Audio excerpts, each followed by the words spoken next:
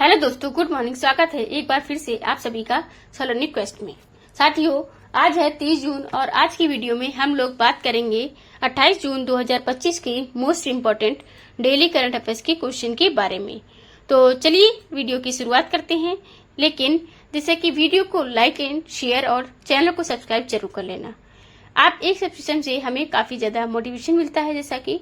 और सबसे पहले जैसा कि हम स्टार्ट करते हैं, आज का हमारा पहला क्वेश्चन है, किस राज्य के 5000 प्लस सरकारी प्राइमरी स्कूलों को मर्ज करने की घोषणा की गई है। अब मर्ज करने की घोषणा की गई है, यह एक बड़ी घोषणा हुई है। उत्तर प्रदेश के 5000 से ज्यादा सरकारी प्राइमरी स्कूलों को मर्ज करने की बात चल रही है। इस पर मैंने जैसा कि आपको एक दिन पहले वीडियो दिया था, आप सभी लोग ये वीडियो को जरूर देखें, क्योंकि इस वीडियो में मैंने आपको जो रूट क्रॉस समझाया हुआ है कि कारण क्या है, क्यों सरकारी स्कूल मर्ज किए जा रहे हैं, किससे किसको नुकसान होने वाला है, इसका क्या भर्तियां आनी खत्म हो जाएंगी, यूपी में अब शिक्षक भर्ती नहीं होंगी, क्या होगा, शिक्षा व्यवस्था किस तरफ जाएगी और उत्तर प्रदेश में, क्योंकि मैं भी जैसे कि उत्तर प्रदेश से हूँ, आपसे भी मतलब जैसे आप में से कई लोग होंगे जो उत्तर प्रदेश से होंगे, तो आपको ये वीडियो जरूर देखना चाहिए। ये वीडियो ना सिर्फ देखिए बल्कि इसको शेयर भी कीजिए और अपना ओपिनियन भी दीजिए, क्योंकि मैंने जैसे आपको ओपिनियन में भी मांगा है कि आपको क्या लगता है इस वीडियो पर, क्या आपकी राय है, आप जरूर कमेंट करिए। ये आपको अपलोड कर दी गई थी कल को ही, इसी चैनल पर है, तो आप इसे जरूर देखिएगा। फिलहाल मोटे मोटे इस न्यूज की बात हम लोग कर लेते हैं। तो यूपी में 1,32,000 जो स्कूल हैं, इनमें से 50 से कम छात्र वाले जो क्षमता वाले जो भी स्कूल होंगे, मतलब जिन स्कूलों में 50 से कम स्टूडेंट पढ़ते हैं ओवरऑल मिला करके, तो उनको उसके पास वाले सारे सरकारी स्कूल में मर्ज कर दिया जाएगा, मिला दिया जाएगा और बच्चों को छात्रों को शिफ्ट कर दिया जाएगा। यह बेसिक शिक्षा विभाग के अपर मुख्य सचिव दीपक कुमार जी का आदेश है। इन्हीं के आदेश पर यह किया जा रहा है। इनका तर्क है कि संसाधनों का इससे बेहतर उपयोग होगा, गुणवत्तापूर्ण शिक्षा मिलेगी और हर जिले में स्मार्ट क्लास, वाईफाई, लाइब्रेरी जैसे स्कूल मुख्यमंत्री अभ्युदय स्कूल के तहत खोले जाएंगे। अब कैसा होगा, क्या क्या नहीं होगा, कितना किसका, इसका परिणाम क्या हो सकता है, इसको सबको हमने जैसा कल की वीडियो में चर्चा किया हुआ है, आप जरूर देखिएगा। उसे 445 स्कूल अगर बात करें तो मर्ज किए जाएंगे लखनऊ में ही केवल, मतलब राजधानी उत्तर प्रदेश की जो है वहीं पर 450 स्कूल लगभग से मर्ज किए जाने हैं। तो इस पर जैसा कि आपकी क्या राय है, आप लोग क्या मतलब चाहते हैं बताइएगा। और यही मतलब हम आपको कल वीडियो में देखिए, जैसे आपको बहुत कुछ जानकारी देखने को मिलेगी, बहुत कुछ उसमें से आपको बात की हुआ है जैसा कि। अब चलिए खैर अगले क्वेश्चन पर आते हैं हम। एशियाई अवसंरचना निवेश बैंक AIIB ने किसको बैंक की अगला अध्यक्ष नियुक्त किया गया है। तो जैसे कि अगला अध्यक्ष नियुक्त किया गया है एशियाई अवसंरचना निवेश बैंक का इस बार, तो किनको नियुक्त किया गया है ये अध्यक्ष बैंक, यानी AIIB की बैंक का अगला अध्यक्ष नियुक्त कर दिया गया है इस बार। तो एशियन इंफ्रास्ट्रक्चर इन्वेस्टमेंट बैंक बहुत ही इंपॉर्टेंट बैंक है। यह एशियन इंफ्रास्ट्रक्चर इन्वेस्टमेंट बैंक जो कि इसमें अभी अपना नया अध्यक्ष नियुक्त किया है जेरू आई को। किसको? जेरू आई को, जो आई को इनको नियुक्त कर दिया है इन्होंने। अब जैन लेकुन की जगह पर आए हैं ये जिन लेकुन की, इससे पहले थे, अब GUI आए हैं होंगे, elected as the president of Asian Infrastructure Investment bank.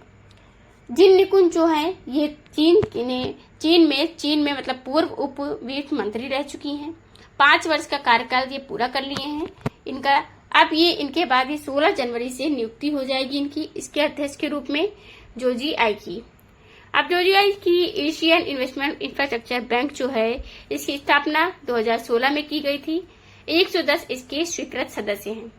तो केंद्रीय माध्यमिक परीक्षा बोर्ड CBSE की घोषणा के अनुसार किस शैक्षणिक सत्र से कक्षा 10 के जो छात्र हैं बोर्ड परीक्षाएं वर्ष में 2 बार दे पाएंगे। तो देखिए, कक्षा 10 के जो छात्र बोर्ड परीक्षाएं 2 बार अब देंगे और ये CBSE ने घोषणा किया है। 2026-27 के सत्र से ये लागू हो जाएगा, मतलब अगले ही सत्र से ये लागू होने वाला है। जो नेक्स्ट सेक्शन चलेगा आपका, CBSE ने ये घोषणा की हुई है, आप देख सकते हो। CBSE conduct two board exam for the class 10th। अब इसमें होगा क्या कि हालांकि ये कॉन्सेप्ट बता रहे हैं, इनका ये कहना है कि पहली परीक्षा फरवरी के मध्य में होगी और दूसरी मई के महीने में होगी। इन्होंने कहा कि पहला वाला जो कंपलसरी होगा, दूसरा वाला होगा वो कंपलसरी नहीं होगा।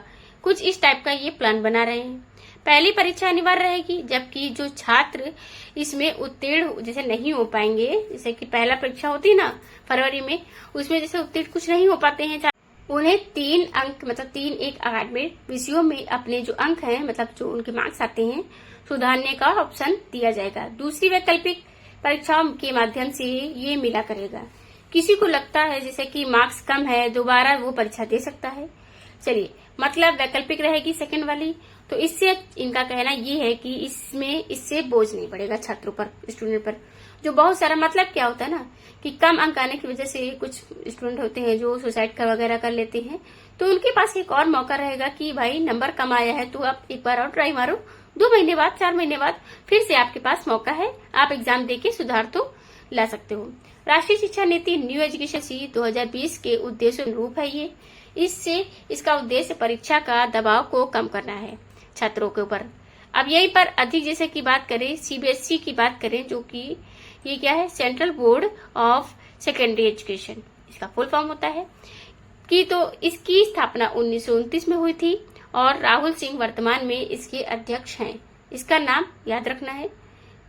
दूसरी एशियाई स्क्वैश युगल चैंपियनशिप 2025 में भारत ने निम्न में से कौन सा खिताब जीता? एशियाई स्क्वैश युगल चैंपियनशिप हो रही है और इसमें आपको जानकारी की खुशी होगी कि तीनों इवेंट जो है युगल का होता है, मतलब कि मेंस डबल, विमेंस डबल और मिक्स डबल, तीनों डबल्स जो होते हैं तीनों का तीनों भारत ने जीत लिया है। तो महिला युगल, पुरुष युगल और मिश्र युगल, ये तीनों ही भारत ने जीता है। हमारा सही आंसर हो जाएगा करेक्ट, ये आंसर आपका उपरोक्त सभी, क्योंकि तीनों में भारत ने जीत लिया है। अब भारत ने और भी बिकॉज ऑफ अनाहत सिंह की बात करें तो अनाहत सिंह की वजह से, अनाहत सिंह के बारे में मैं आपको बहुत बार बता चुकी हूँ, जैसे कि राजस्थान की है ये सबसे युवा खिलाड़ी भी बनी थी। ओलंपिक में अपने इस बार जाने वाली जो अनाहत सिंह और अभय सिंह, इन दोनों की जोड़ी ने यहाँ पर ड्यूल क्राउन जीता हुआ। तो महिला युगल में अनाहत सिंह और जोशना चिनप्पा ने जीता, क्योंकि दोनों महिलाएं रहनी थी। पुरुष युगल में अभय सिंह और बिलावन, जैसे कि यहाँ पर बात हो रही है, कौन, बिलावन सेंथिल कुमार की बात हो रही है, पुरुष युगल में है ये। इसके बाद दोनों पुरुष रहे थे। अब मिक्स डबल में अनाहत सिंह और अभय सिंह ने जीता हुआ है। महिला युगल जैसा कि अनाहत सिंह और जोशना ही है यहाँ पर, आपको बताएं। अब ये हुआ कहाँ पर है, तो मलेशिया में ये आयोजन हुआ 23 से 26 जून के बीच में। जनवरी 2026 तक कहाँ पर भारत की पहली क्वांटम कंप्यूटिंग वैली की स्थापना की जाएगी, स्थापना हो जाएगी, जैसे कि भारत की पहली क्वांटम कंप्यूटिंग वैली। अगर आपको याद हो तो क्वांटम कंप्यूटिंग के लिए पूरा सिटी पार्क स्थापित करने की घोषणा किया था। अमरावती को एक स्मार्ट सिटी बनाने की घोषणा किया हुआ था आंध्र प्रदेश के सीएम ने। तो आंध्र प्रदेश के अमरावती में ही अभी पहली क्वांटम कंप्यूटिंग वैली की स्थापना की जाने की घोषणा हुई है। कब तक हो जाएगी, तो जनवरी 2026 तक हो जाने की बात कह रहे हैं ये। तो आप जैसे कि Amaravati to host India first quantum computing value, तो ये होगा। और आईटी, इलेक्ट्रॉनिक्स जैसे कि और संचार विभाग सचिव कटमैनन ने इन्होंने घोषणा की है कि जो कि आंध्र प्रदेश के राज्य विभाग के अमरावती क्वांटम, जैसे कि यहाँ पर लेती पहली कार्यशाला, इसको नाम दिया जाएगा। विजयवाड़ा में 25 जून को इसकी घोषणा की गई है। राष्ट्रीय क्वांटम मिशन के उद्देश्यों को ये पूरा करेगी। आंध्र प्रदेश आया है, आंध्र प्रदेश के बारे में जानते हैं। आंध्र प्रदेश आपको जैसे हम बता दें, ये हमारा जो भारत में आंध्र प्रदेश साउथ में पड़ता है, अलग हुआ था तेलंगाना 2 जून 2014 को, इससे ही तब से लेकर 2024 तक, 2 जून 2024 तक यहाँ पर बात करें तो 10 सालों के लिए इसकी भी राजधानी हैदराबाद थी। लेकिन 10 साल का एग्रीमेंट था वो पूरा हुआ, तो इसके बाद अब इसकी राजधानी अमरावती हो गई है। चंद्रबाबू नायडू जो हैं ये टीडीपी तेलुगु देशम पार्टी से यहाँ के सीएम हैं। तेलुगु देशम पार्टी का नाम याद रखना, जस्टिस एल.एस. अब्दुल नजीर, ये यहाँ के कौन है, गवर्नर हैं। झील की बात करें तो केलोरी झील है, पुलकट झील है, श्री वेंकटेश्वर झील है यहीं पर, और राजीव गांधी नेशनल पार्क है and Shri Venkateswara national park भी है। अब यहीं पर पार्कों की बात करें तो राजीव गांधी भी है पर्यटन पार्क। वेलम कैप्स फेस्टिवल, कुचिपुड़ी याद रखना, कुचिपुड़ी को यहाँ का शास्त्रीय नृत्य माना जाता है। धमाल, मुथुड़ी, टांडरिया होता है यहाँ के। 26 जिले हैं, 175 विधानसभा में सीटें, 25 लोकसभा में और राज्यसभा में 11 सीटें यहाँ से जाती हैं। अगला क्वेश्चन हमारा, किस देश ने विश्व पुलिस एवं अग्निशमन खेल 2029 की मेजबानी जीती? मतलब मेजबानी की बैटिंग जीती है, जो बोली लगाई जाती है उसको जीत लिया है। तो विश्व पुलिस और अग्निशमन खेल 2029 इसकी मेजबानी की बोली जीत ली है भारत ने। मतलब भारत में अब आयोजित किया जाएगा। 2036 वाला जो संस्करण होगा ये भारत में होगा। भारत ने बिडिंग प्रक्रिया जीत ली है। तो वर्ल्ड पुलिस एंड फायर के गेम्स जो होगा वो होता है ना, 23वां होगा भारत में, 23वां संस्करण होगा 2029 में भारत में होगा, अहमदाबाद गुजरात में। इससे पहले 21वां जो संस्करण था, इस बार बात करें 2025 को जो आयोजन है ये बर्मिंघम संयुक्त राज्य अमेरिका में नहीं है। बर्मिंघम बात करें तो ये है यूके में। इसको चेक करते हैं, जैसे कि बर्मिंघम जो है क्या है, ये यही सही है आपका, यहाँ पर यूके होना चाहिए। जिसे यूके की बर्मिंघम आप जानते हो इंग्लैंड में है। 22वां विश्व पुलिस जैसे कि और अग्निशमन खेल 2027 का जो आयोजन पर्थ ऑस्ट्रेलिया में हुआ लोगा, और 2027 वाला जो दो वो होगा भारत में, गुजरात में, अहमदाबाद में होगा। जैसा कि अब अगला 25 से 27 जून 2025 तक कहां पर इंडियन कंजर्वेशन कॉन्फ्रेंस ICCON का आयोजन किया जाएगा? अब ये आयोजन किया जाएगा कहां पर, ये पूछा जाएगा।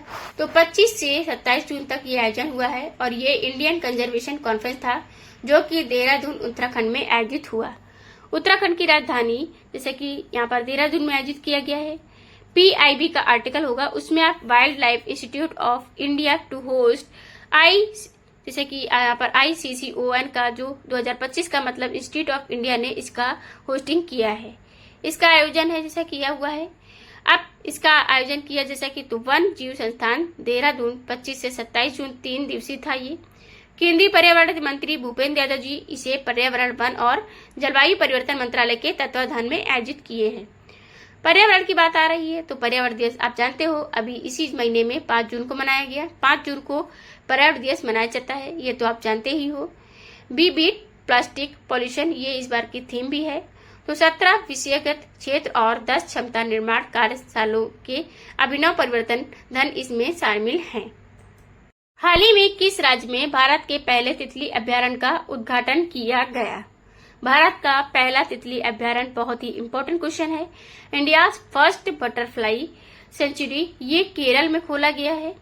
केरल में इसका उद्घाटन किया गया है, इंडिया की पहली बटरफ्लाई सेंचुरी। तो केरल का वेस्टर्न घाट जो होगा, तो हम लोग जैसे अब यहाँ पे बात होगा कहाँ पर इसका, तो इसका नाम जो है अल्लम वन्यजीव अभ्यारण्य था, अब नाम भी बदल दिया गया है और नाम अब रख दिया गया है अल्लम तितली वन अभ्यारण्य। क्या अल्लम तितली अभ्यारण्य कर दिया गया है ये? यहाँ 266 से अधिक तितली की प्रजातियां पाई जाती हैं। भारत का पहला तितलियों में से जैसे बात करें तो तितलियों के लिए ये डेडिकेटेड संरक्षित वन है। 25 सालों के लगातार सर्वेक्षण और संरक्षण की वकालत के बाद ये मान्यता इसको मिल गई है। 80% से ज्यादा तितली की आबादी का प्रतिनिधित्व करते हैं ये केरल की। अब केरल की बात करें तो 55 वर्ग किलोमीटर में फैली हुई है। केरल आया है, केरल आप जानते हो दक्षिण में है। ये रहा, हम बताएं केरल की राजधानी है तिरुवनंतपुरम। पिनराई विजयन सीपीआई पार्टी से यहाँ के सीएम हैं और राजेंद्र विश्वनाथ अर्लेकर यहाँ के गवर्नर हैं। केरल अपना बॉर्डर तमिलनाडु से और कर्नाटक से शेयर करता है। यहाँ पर इडुक्की वन्यजीव अभ्यारण्य है, साइलेंट वैली नेशनल पार्क है, पेरियार वन्यजीव अभ्यारण्य है, पलक्कड़ गैप है, थामस सरेरी है, कथकली, मोहिनीअट्टम, कालियट्टम, ये यहाँ के प्रमुख शास्त्रीय नृत्य हैं। जिले 14 हैं, 140 विधानसभा में सीटें आती हैं, 20 लोकसभा में और राज्यसभा में यहाँ से सीटें जाती हैं। जून 2025 में किसके द्वारा द इमरजेंसी डायरीज नामक पुस्तक का विमोचन किया गया है? अब 2025 में है ये, इसकी विमोचन की बात हो रही है, पुस्तक है द इमरजेंसी डायरीज। तो ये पुस्तक का विमोचन किया गया, जैसा कि इमरजेंसी डायरीज जो इस पुस्तक का विमोचन किया किसने? अमित शाह जी के द्वारा किया गया है। केंद्रीय गृह मंत्री के द्वारा इमरजेंसी डायरीज ये 25 जून 1975 को लगे इमरजेंसी की याद में 25 जून 1975 को, जो कि यहाँ से 1975 को जब भारत में इमरजेंसी की घोषणा की गई थी, तो उसके बारे में ये बताता है कि इमरजेंसी डायरीज में खास तौर पर पीएम मोदी उस टाइम पर कहाँ पर थे, किस प्रकार से उनके ऊपर ये मतलब क्या क्या बीती थी, या सब चीजें बताई गई हैं। अब पीएम मोदी को डेडिकेटेड है, जैसा कि आप देख सकते हो। Home minister Amit Shah release the emergency diaries book chronicle PM Modi's role in fight against emergency. तो पीएम मोदी को क्या रोल रहा था उसकी इसमें ये बात की गई है। आप जानते हो 21 महीनों तक की इमरजेंसी लगी थी। 1977 में 21 मार्च को जाकर के इमरजेंसी खत्म हुई थी और 25 जून से 21 मार्च तक 1977 तक ये इमरजेंसी चली थी। और इसी दिन 25 जून के दिन को ही संविधान हत्या दिवस मनाए जाने की घोषणा भी की गई थी। अब अगला अगर ये प्रमुख पुस्तकें आई हैं जैसे कि पिछले, तो इन पुस्तकों की जो टॉपिक है वाइज इनको सीरीज को शुरू किया गया है। आप इनको अगर एक बार मतलब पढ़ लें यहाँ पर, तो द इमरजेंसी डायरीज ये पुस्तक किसकी है? अमित शाह मतलब विमोचन करता है और किसके ऊपर है? पीएम के ऊपर है, पीएम मोदी के ऊपर है ये। अब wings to our hopes volume 2 ये पुस्तक किसकी है? तो पुस्तक है राष्ट्रपति मुर्मू के भाषणों का संकलन, ये पुस्तक है यहाँ पर पता है इनकी। यहीं पर the star light the way की अगर बात करें तो the star light the way जो है ये सुचेता राज खन्ना है। यहाँ पर द स्टार लाइट वे इन्होंने लिखा है। मोदीज नीति सास the world's his oyster Aditya Singh Agarwal ने लिखा है। Win the battle of your mind Rita Ramamurthy जैसे गुप्ता ने लिखा हुआ है, ये पुस्तक है उनकी। Ramanujan journey of a great mathematician Arun Sindal और देवेंद्र कुमार शर्मा ने लिखा हुआ है। Leo the untold story of Chennai super Kings, अब इसके पीएस रमन ने लिखा। मार्च ऑफ ग्लोरी ये के अरुगम जैसे कि और एरोल डी क्रूज ने लिखा हुआ है। डीएसएलआई पुस्तक के लेखक कौन है? तो ये कैलाश सत्यार्थी की पुस्तक है। Life on Mars collected stories Namita Gokhale ji की पुस्तक है। ये पुस्तक के नाम रहे। अब अगला क्वेश्चन है, हाल ही में मिली जानकारी के अनुसार किस क्रिकेटर को उत्तर प्रदेश बेसिक शिक्षा विभाग में जिला बेसिक शिक्षा अधिकारी के रूप में नियुक्त किया जा रहा है? तो उत्तर प्रदेश के क्रिकेटर हैं रिंकू सिंह। अभी हाल ही में इनकी शादी हुई है, एक सांसद से इनकी शादी हुई, जैसा कि वाइफ है सांसद और हस्बैंड ये बन गए हैं उनके। अब उत्तर प्रदेश में शिक्षा विभाग ने बेसिक शिक्षा विभाग में ये जिला बेसिक शिक्षा अधिकारी, आप सोचो ये क्या बताएं, इनको ये पद देने की क्या जरूरत थी? कोई कैसे बहुत सारे तमाम अधिकारियों का पद दिया गया जाता है, चलो ठीक है, स्पोर्ट कोटा से दिया जाता है, ये कोई आम बात पहली बात नहीं है, लेकिन दिया जाता है। जैसे पुलिस सिंह में पोस्ट दे दिया गया है, जैसे हरभजन सिंह एसपी हैं। अब ऐसे बहुत सारे लोग जो हैं इनको दिया जाता है। ये अन्य भी बहुत सारे डिपार्टमेंट हैं, यह बेसिक शिक्षा अधिकारी के रूप में क्या करेंगे? आप कमेंट करके मुझे जरूर बताइए। अब ये तो दो गलत डिसीजन लिए गए। एक तो पहले तो स्कूल मर्ज कर रहे हो, दूसरा शिक्षा अधिकारी किसी क्रिकेटर को कर रहे हो, ठीक है। 2 महीने आईपीएल खेलेगा, 2 महीने 3 महीने खेलेगा, उसके 1-1.5 महीने वहां पर बिजी रहेगा। इसके अलावा अगर नेशनल प्लेयर हैं तो वो नेशनल टीम का अगर हिस्सा, तो वहां भी बहुत सारे मैच खेलेंगे। तो साल भर तो ये बिजी ही रहेंगे अपने ही काम में, क्या काम करेंगे उधर। खैर जो भी है, 2022 की डायरेक्टर जैसे भर्ती नियमावली के अंतर्गत इनकी नियुक्ति की गई है। रिंकू सिंह और समाजवादी पार्टी की सांसद प्रिया सरोज की आगामी शादी भी हुआ है, जैसे इनका ये स्थगित की गई है। अभी तो रिसेप्शन शायद कुछ हुआ था, अब चर्चे में तो थे नहीं उसमें, अब शादी शायद टली है, अभी एंगेजमेंट हुआ है, कुछ ऐसा ही KKR मतलब के लिए खेलते हैं ये। अब भारतीय T20 टीम में भी खेले हैं। IPL में लगातार 5 जड़कर चर्चा में आए थे ये रिंकू सिंह। अगला यहाँ पर कुछ नियुक्तियां हैं, उनकी बात करेंगे। क्रिस्टी कमेंट्री जो IOC की पहली महिला और अफ्रीकी अध्यक्ष बनी है। शिव सुब्रमण्यम रमन पेंशन फंड नियामक और विकास प्राधिकरण के अध्यक्ष बनी है। जी संपत कुमार निपॉन कोई इंडिया का प्रबंध निदेशक नियुक्त किया गया है। अनुराधा ठाकुर जो है ये भारतीय प्रतिभूति विनिमय बोर्ड की अध्यक्ष बनी हुई है। आलिया विति लोंग कुमार उत्तर कोरिया में भारत का राजदूत इनको नियुक्त किए गए हैं। जैसे कि यशस्वी सोलंकी राष्ट्रपति द्रौपदी मुर्मू का एडडी कैंप नियुक्त किया गया इनको। ब्लस मेट्रोली की बात करें तो यूक्रेन की ये विदेशी खुफिया एजेंसी की मतलब MI6 की पहली महिला प्रमुख बनी हुई हैं। अब अरुण श्रीनिवास की बात करें तो ये मेटा के नए प्रबंध निदेशक और भारत के प्रमुख हैं। यहीं पर अगर इनकी क्रेकर शर्मा जैसे कीर्ति गणेकर की बात करें तो ये पहली एमडी बन गई हैं। इनकी सन फार्मा की एमडी बनी है, पहली नहीं मतलब। तो निम्न में से किस खेल महासंघ ने टॉप नेशनल प्लेयर यहाँ पर स्टाइपेंड स्कीम TNPSS की शुरुआत की? तो अब शुरुआत की है, अभी हाल ही में इसकी शुरुआत की है अखिल भारतीय शतरंज महासंघ ने।